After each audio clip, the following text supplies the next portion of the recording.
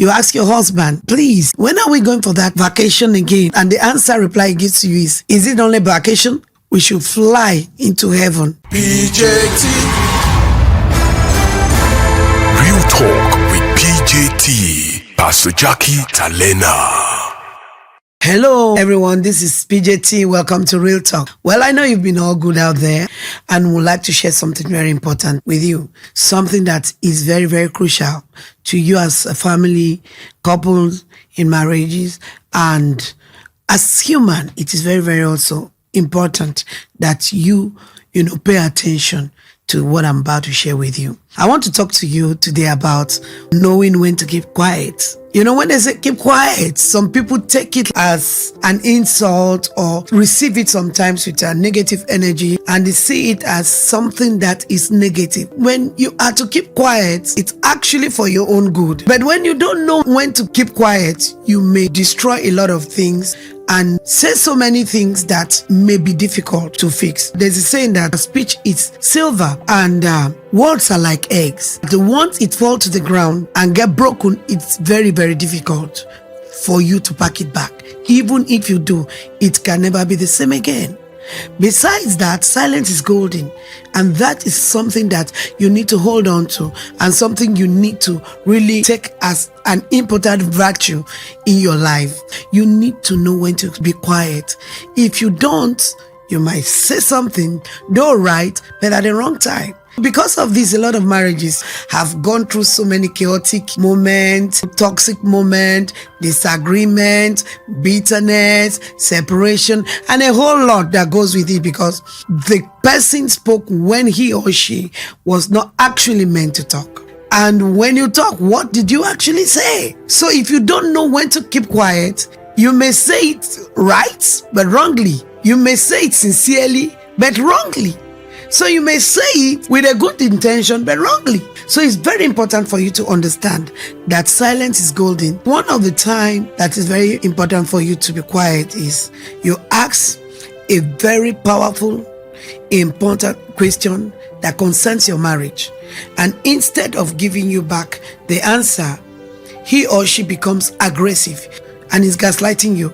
You should keep quiet. Because when you talk more than that, it is going to create an atmosphere that will not be conducive and comfortable for both of you. The fact that he or she is gaslighting you means that, number one, they don't understand your question. They don't see how important that question is, and they don't see it as a powerful tool in your marriage. So why continue with something that will eventually bring an argument?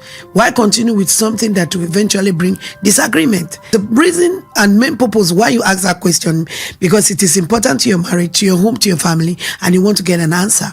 And instead of getting an answer, you're getting back aggression. You should keep quiet. For example, you simply ask your wife, why did you delay to give me food?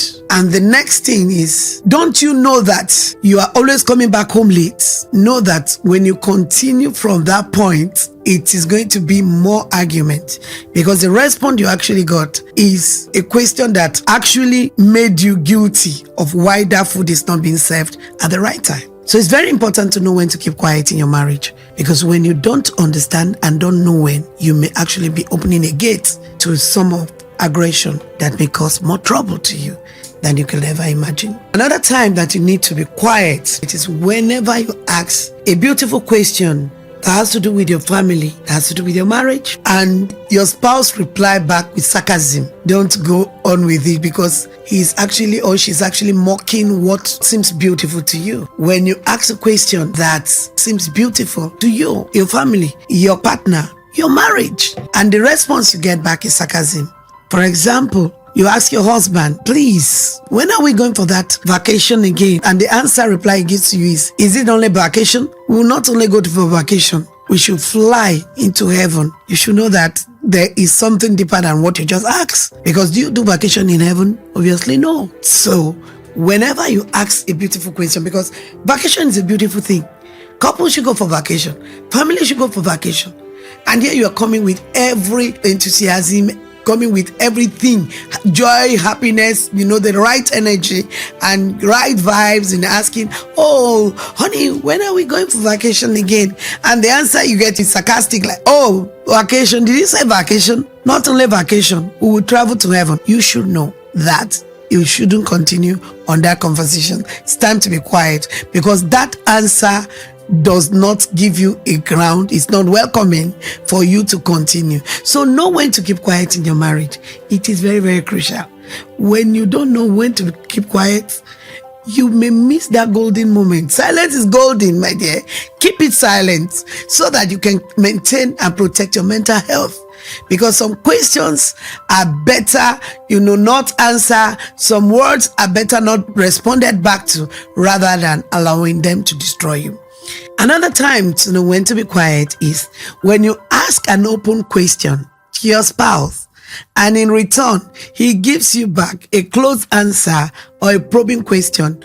Know that it is time to be quiet and don't go on with it. You ask a very open question. For example, hi honey, what are you doing with that girl?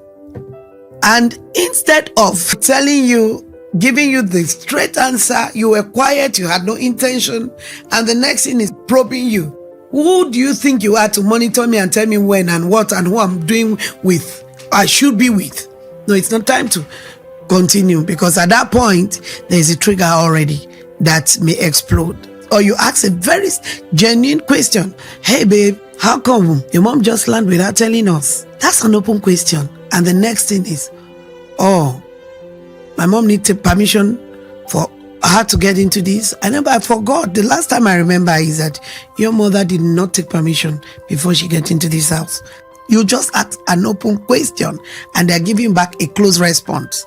Oh, so my mom needs permission to come to our house now? You were not aware. That is why you asked. Now, all she needed to do is to give you an explanation and to know why.